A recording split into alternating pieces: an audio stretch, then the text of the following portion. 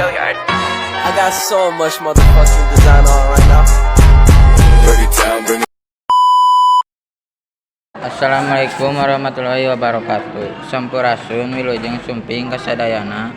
Langkung ti payun mangga urang sanggakeun puji sinaring syukur ka Allah Ta'ala nu parantos masihan waktos ka urang sadayana dugi katiasa patepang rarai dina ieu acara. Alhamdulillah urang tiasa kempel di ieu tempat dina kaayaan sehat walafiat.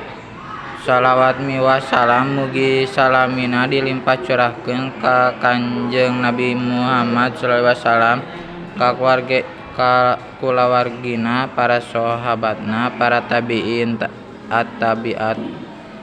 tabiat dugi ka urang sadayana. Mudah-mudahan kenging sapatul ujma jaga di yaumil jaza wal hisab. Amin ya rabbal alamin. Para hadirin anu kusimkuring dipihormat dina ieu waktos, abdi bade ngadugikeun kumaha pentingna hirup sehat kanggo urang sadayana. Janten urang sadaya kedah ngajaga kabersihan lingkungan sareng awak urang sorangan supados urang sadaya ditebikeun tina sagala panyakit. Sabab bersih teh mangrupakeun sabagian tina iman. Dijelaskeun oge dina hadis an-nadofatu minal iman, artina kebersihan sebagian tina iman.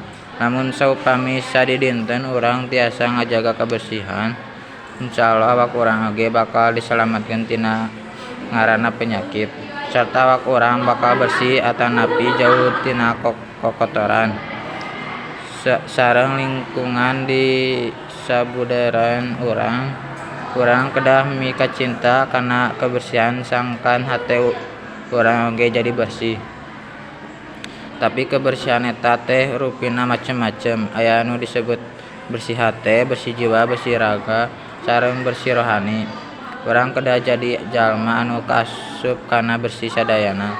Sebab ngan bersih raga tapi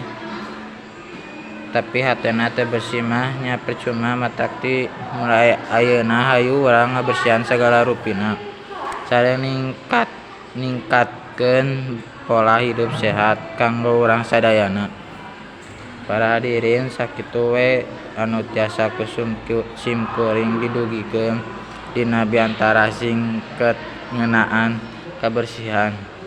Pamustunganana upama aya basa atawa kecap-kecap anu teu jelas dina panyaturna, mudah-mudahan urang salawasna kalebet ka jalma nu tiasa ngajaga kebersihan. Margi saur katerangan oge kebersihan teh bagian tina iman. Wassalamualaikum warahmatullahi wabarakatuh.